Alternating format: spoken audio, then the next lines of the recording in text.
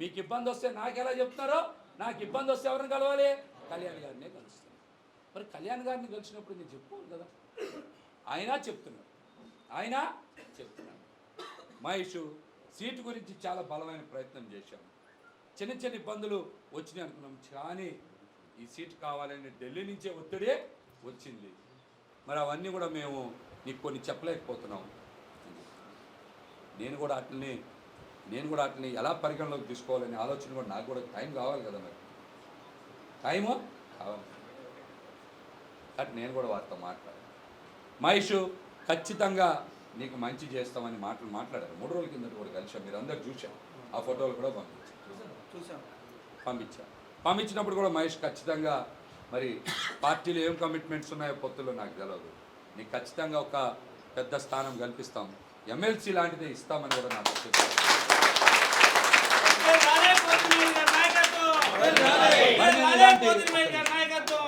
మరి నేను చెప్పినప్పుడు మరి నేను మాట్లాడింది మొన్ననే కదా. నేను మాట్లాడింది మంగళవారం మాట్లాడినాను, అందుకే వాళ్ళు శుక్రవారం ఏమన్నా బుధవారం కలిశాను. నిన్న ప్రకటన వచ్చింది, అందరు ఇక్కడే ఉన్నాం కదా. నేను మధ్యాహ్నం కూడా ఇక్కడికి వచ్చా కదా, మీరు ఫోన్ చేస్తున్నప్పుడు మాట్లాడే కదా. సాయంత్రం అందరినీ కలిసే వెళ్ళే కదా, మీ అందరితో మాట్లాడుతున్నాం కదా. మాట్లాడుతున్నాం మరి పార్టీ వారి నిర్ణయం చెప్పినప్పుడు మరి నేను కూడా ఆలోచన చేసుకోవాలి. డైరెక్ట్గా అధ్యక్షులే చెప్తున్నారు, మరి పెద్ద స్థాయిలో ఉన్నోళ్ళే అక్కడ మన పార్టీ వాళ్ళు మాట్లాడుతున్నప్పుడు నేను ఎంతవరకు మాట్లాడాలి, ఎలా మాట్లాడాలని చెప్పాలి కదా. మనం ఆలోచన చేయాలి కదా. మరి నాకు కూడా కొంత టైం కావాలి. కొన్ని మీరు చెప్తున్నట్టే, ఎక్కువ మంది చెప్తున్నట్టే మరి వెళ్ళాలనుకున్నప్పుడు అంతా గ్రౌండ్ ప్రిపేర్ చేసుకోవాలి. మీరు నిర్ణయం ప్రకటించండి అంటే నిర్ణయం ప్రకటించడానికి కూడా అన్ని సమాయత్తంలో ఉన్నప్పటికీ కూడా ఎంతమంది నిలబడతారు, ఎంతమంది జారిపోతారు, ఎంతమంది ఉంటారు మేము కూడా చూసుకోవాలి కదా.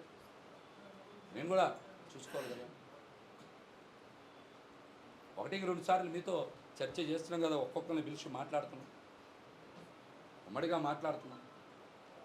నేను కూడా చెక్ చేయాలి కదా. నేను చెప్పే ప్రతి మాటని మీరు ఎమ్మటే వేరే ధోరణిలో అర్థం చేసుకుంటే నేను చెప్పలేను. ఎప్పుడైనా గుర్తుపెట్టుకోండి, ఐకమత్యంతో ఉన్నప్పుడు మాత్రమే ఉమ్మడి లక్ష్యాల్ని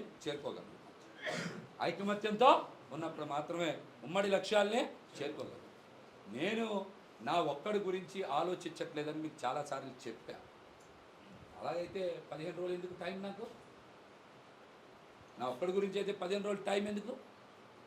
14వ తారీఖే పార్టీ నాతో మాట్లాడారు కదా, ఆ రోజే అయిపోయింది కదా. క్యాడర్ భవిష్యత్తు ఏంటి? నాయకులందరికీ రేపు పొద్దున్న భవిష్యత్తు ఏంటి? ఇందాక రఘు చెప్పాడు, షాపు కూడా పెట్టుకొని అట్లా నన్ను ఇబ్బంది పెడుతున్నారు, చాలా నరకం అనిపిస్తున్నారు, డబ్బులు లేక కూడా అని చెప్తున్నాడు. అట్లాంటి నాయకులను ఎవరు ప్రొటెక్ట్ చేయాలి? అమ్మాయి చెప్పింది, అస్మా చెప్తున్నారు, నా షాప్ కూడా ఎత్తేస్తామని చెప్తున్నారు.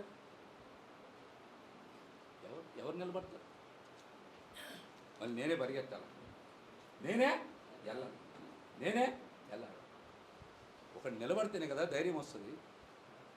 మీరు మహేష్ గారు ఇప్పుడు చెప్పండి, అన్ని ఇప్పుడు చెప్పడానికి ఇంకా 4 రోజులు టైం ఉంది. కాస్త ఓపిక పట్టాలి. బయట రూమర్స్ వస్తాయి, ఇక్కడ ఉన్నాం కాబట్టి రూమర్స్ వస్తాయి. వేరే కార్యాలయానికి వెళ్తే రూమర్స్ వస్తాయా? ఇక్కడ ఉన్నాం కాబట్టి రూమర్స్ వస్తాయి. ఇక్కడ ఉన్నాం కాబట్టి జనసేన పార్టీ కార్యాలయంలోనే కూర్చున్నాం కాబట్టి, జనసేన పార్టీ కార్యాలయంలోనే మాట్లాడుతున్నాం కాబట్టి, జనసేన పార్టీ జెండానే పట్టుకున్నాం కాబట్టి ప్రతి ఒక్కరు రూమర్స్ మాట్లాడతారు. నా ఆస్తి అమ్ముకున్నప్పుడు ఎవడు మాట్లాడలేదే? 5 ఆస్తులు అమ్మి అప్పుడు ఎవడు మాట్లాడలేదే? అప్పుడు ఎవడని మాట్లాడా? చెప్పే కదా నేను. మీరు డాక్యుమెంట్ నెంబర్స్ కూడా ఇవాళే పెడతాం, మీ అందరికీ అర్థం అవ్వాలి. నేను అమ్మిన డాక్యుమెంట్ నెంబర్లు పెడితే మీరు కావాలంటే వెళ్ళి సబ్ రిజిస్టర్ ఆఫీస్లోనో లేకపోతే సచివాలయంలోనో మీ సేవలు ఎక్కడ ఉంటే చెక్ చేసుకోండి, నెంబర్లతో సహా పెడతా.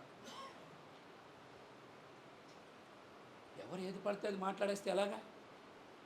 ఎలా? జక్కంపూడిలో పోతిని విజయలక్ష్మి పేరు మీద ఉన్నది అమ్మలేదా? జక్కంపూడి తర్వాత పీనేనివరంలో పోతిని విజయలక్ష్మి పేరుంటే అమ్మలేదా? 100 అడుగుల రోడ్లో విక్రమ్ పబ్లిషర్స్ వెనకాతలు ఉండే సైట్ అమ్మలేదా? జీ కొండూరులో హైవే మీద నుంచి మూడముక్క అమ్మలేదా? ఇవన్నీ నేను అమ్ముకున్నాయి కదా, మొత్తం డాక్యుమెంట్ నెంబర్లతో సహా పెట్టమంటే పెడతా. ఏంటి అందరు డబ్బులు ఎన్ని ఆస్తులు అమ్మేది? ప్రతి ఒక్కడే ఉన్నా మాట్లాడితే మేము అది చేసాం ఇచ్చి ఏం చేశారు రా? అన్నీ చేస్తే అందరు ఇచ్చేస్తే మేము ఆస్తులు అమ్ముకోవడం ఎందుకు? మేము ఆస్తులు అమ్ముకోవడం ఎందుకు? అందరు అన్నీ చేసేస్తే ఎవరు ఎలా మాట్లాడేస్తే ఎలా? దొంగలేమో దొంగలేవు, లేకపోతే వ్యభిచారులు పతివ్రతలు అయిపోతే మాలాంటి నిజాయితీ పరులు ఏమవ్వాలి? నిందాలు పడాలా? నిందాలు పడాలా? మేము పడాలా?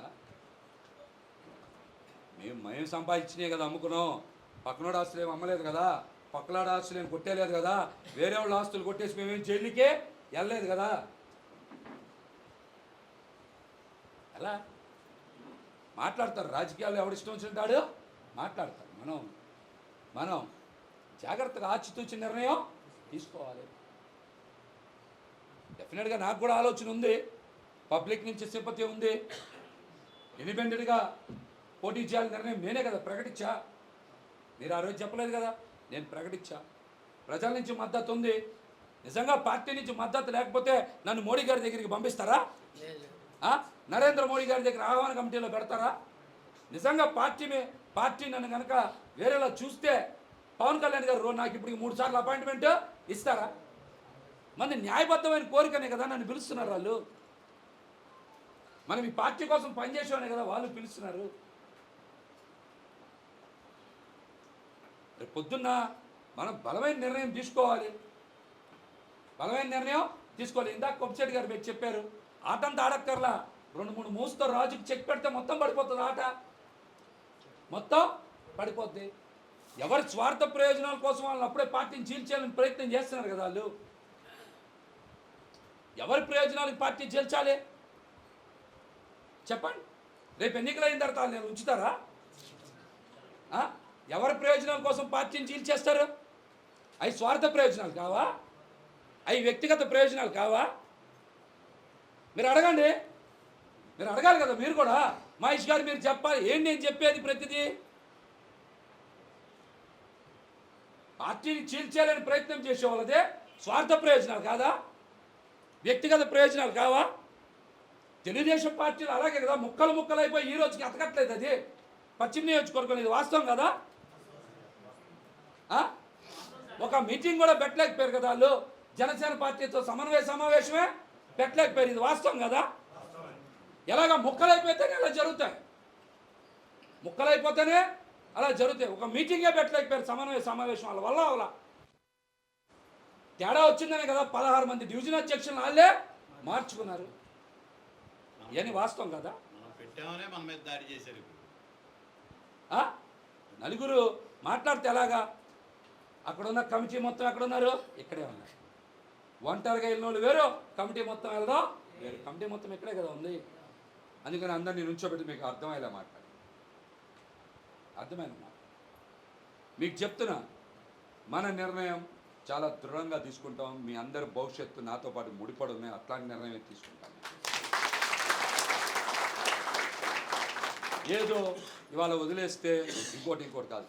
వచ్చే నెల 26 వరకు ఉంది టైం. రకరకాల ఇవన్నీ జరుగుతాయి. మాకు కూడా ఆలోచించడానికి కొద్దిగా టైము ఉండాలి కదా. మేము కూడా మాట్లాడుతున్నాం కదా. ఒక్క మాటకి పవన్ కళ్యాణ్ గారిని మీరు చెప్పినట్టు వదిలేనా? మీరు చెప్పారనుకో ఏముంది వదిలేస్తాం. మీరు నిలబడాలి. మళ్ళీ మీరు అందరూ నిలబడాలి. చాలామంది నిలబడతామని చెప్తున్నారు. నేను మీ అందరికీ ప్రత్యేకంగా థ్యాంక్స్ చెప్తున్నాను.